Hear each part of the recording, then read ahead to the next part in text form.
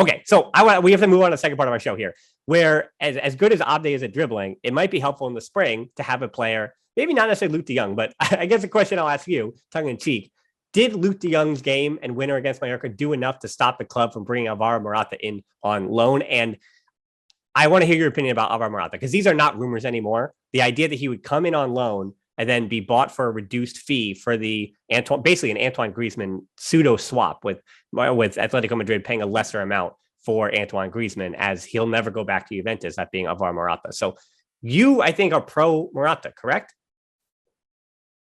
Coming in on loan from, again, I'm adding qualifiers here, because I think I've changed my mind. If you get Alvaro Morata coming in on loan for a cheap amount, is he an 18 million euro player?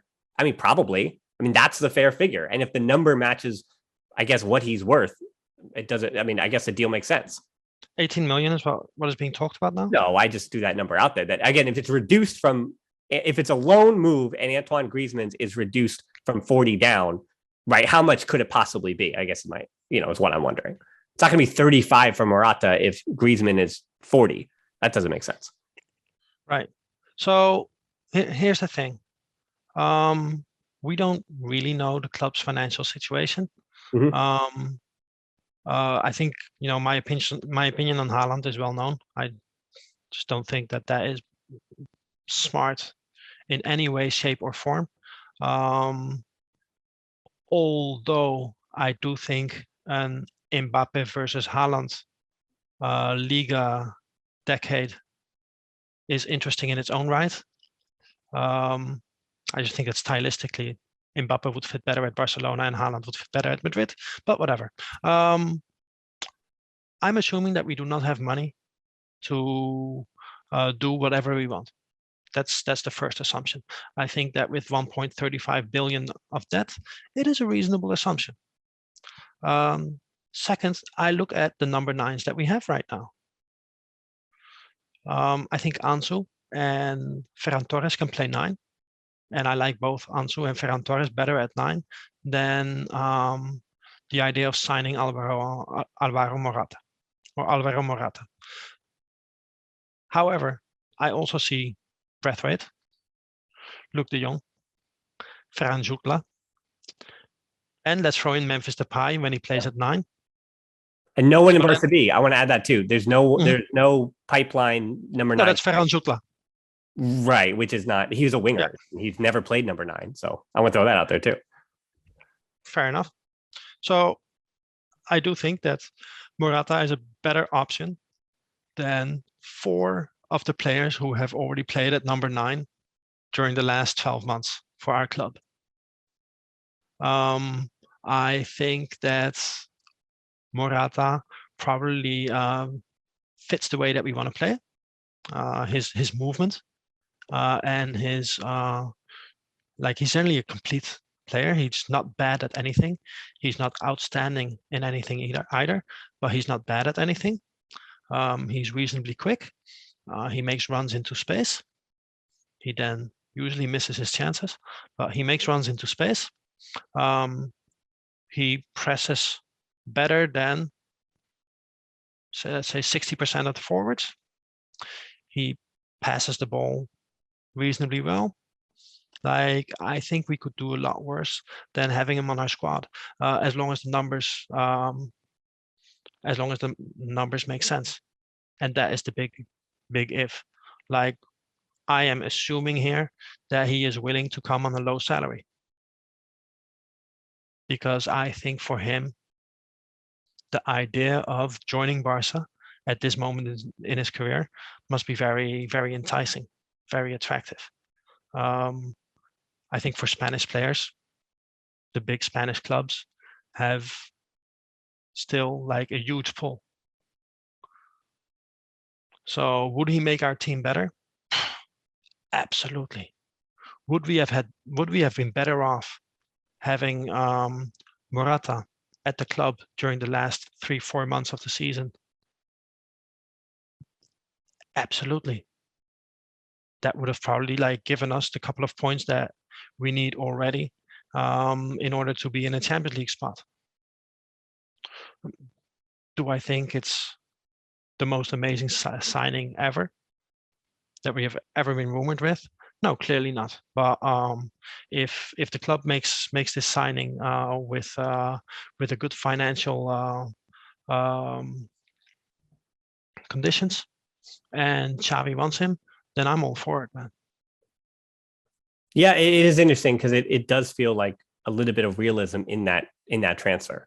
That Barca, I mean, I had also poo-pooed the idea of Ferran Torres, not as a player. Again, I love the player, but I was wondering if Barca could actually afford him. And the answer is they can afford him physically with the transfer fee, but they are still struggling to get him registered just because they need players out. And again, it's a long month of January. So we might not see him for a few weeks. He also is rehabbing from a broken foot. So Ferran Torres is also at 21. This is a long-term signing. This is not a short-term signing. So I want to keep our minds on that. I want to go all the way back to the Haaland point, though. Whether he's important on the field or not, I mean, he is, again, one of the huge marketing giants of the sport. He's going to make a lot of revenue in that way, just individually. He's going to put butts in the seats no matter what happens. But, I also want to mention that especially with these free, it's all one big idea. But the free transfers of Nusayr Mazraoui from Ajax, the right back, Denis Zakaria, the Borussia Mönchengladbach center midfielder, Cesar Azpilicueta, and Andres Christensen on free transfers from Chelsea. Those 4 free transfers, as well as Jose Gaia a year early from Valencia, and then Erling Haaland. Those names are all being thrown around as, the rehauling of Barca in the summer. But of those 6 players, or 7 players rather, 6 players, especially the free transfers, everybody is going to want them. So I want to say that this is really easy to do. Google the name Zakaria, right? If you read the top 15 or 20 in both English and Spanish results on Google about where he's going to go in transfer rumors or whatever, you would never think that Zakaria is coming to Barcelona. That is not in any way an option, just because the number of rumors linking him to other clubs in the Bundesliga, including Dortmund and Bayern, and then especially in the Premier League. Of course, Manchester United and Liverpool are thrown in everywhere, but those are the kind of clubs that it's seeming like, especially as a Swiss player, not very often do you see Swiss players jumping to the Liga. So, I mean, just I'm sorry, what do we want Zakaria for? As a defensive, what do you mean? As a midfield defensive destroyer or pivot or something? But no, it's fine. It's fair. Sure. I mean, that's not even the question I'm asking. I'm just saying that, I mean, for these free transfers, everybody wants those free transfers. So it's not like Barcelona are uncovering that Azpilicueta is a free transfer or Mazraoui is a right back. I mean, fullbacks are going at a premium, right? So how much is Barca willing to spend on each of those players on their wages? Because the wage, just like with Wijnaldum, the wage that they're being offered is going to be the thing that's going to take them from club to club. And then the point of Haaland, I mean, he's to the T that for Barcelona feels like Haaland's being linked between Riola and Laporta every single day. But honestly, if you ask a Man City or Real Madrid fan, they're convinced beyond Barcelona, because Barcelona, even if Haaland would want to choose Barcelona and Barcelona wants him, Barcelona still can't afford him in a way that Man City is saying, how we have the money now in January. Why aren't you getting Erling Haaland right now? That's because he's going to play it out with Dortmund. And Real Madrid saying, I mean, Tebas is the one who said that Barca can't afford him and that Real Madrid can afford both Mbappe and Haaland. And going back to your final point, I'm going to throw it back to you, is that I'm wondering, you said Spanish players, but I'm going to extend that. There's this question with Kylian Mbappe leaving from PSG to Madrid of what clubs players want to play for. And between Ferran Torres and Alvaro Morata, and that's a good point that those are Spanish players. But I do wonder, what clubs players want to play for. And Laporta, I mean, the one thing that he might have been true in saying with the Ferran Torres presentation is that players may still want to now come to play for Xavi. That might be a true statement. And, money be darned, players might come and play for Xavi. Okay, so there's a couple of things here. Like there are many people in the world who seem to believe that money is the most important factor to every footballer on earth, which is insane. Which is that opinion is just ridiculous, because there are so many examples of footballers who do not go to the club that pays them the most. Of course. Like many examples are at our club, but you can also find examples in the Bundesliga, where players stay at Bayern, even though they could have gone to England or Spain and earn more. Or there's even players who stay at Dortmund when they could have gone to Bayern.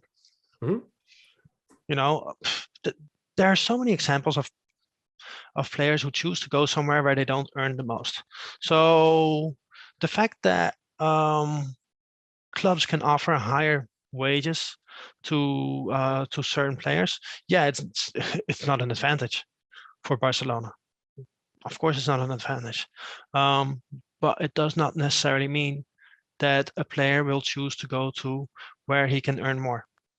Yeah, I'm not saying they're not going to get any of those free transfers. I'm saying that all the best free transfers are not all coming to Barca. That's what I'm saying. I mean, 2 of the 4 or 3 of the 4 might choose money over the Barcelona project. Mm-hmm. Absolutely. I think the other thing where I was going with, and that is what I like so much about Ferran Torres, like his total deal, or at least what is being thrown around in public, 5.5 before taxes. That's very low for a player of his profile, and it's a long-term deal. So that is a huge advantage in itself. If Morata also comes on a package such as that, great. What I don't think can work is, like, Haaland will obviously go where he can earn a lot, because he can choose any club and be important at any club, and his agent is Mino Raiola. And also, he does not really look like the most humble of men. So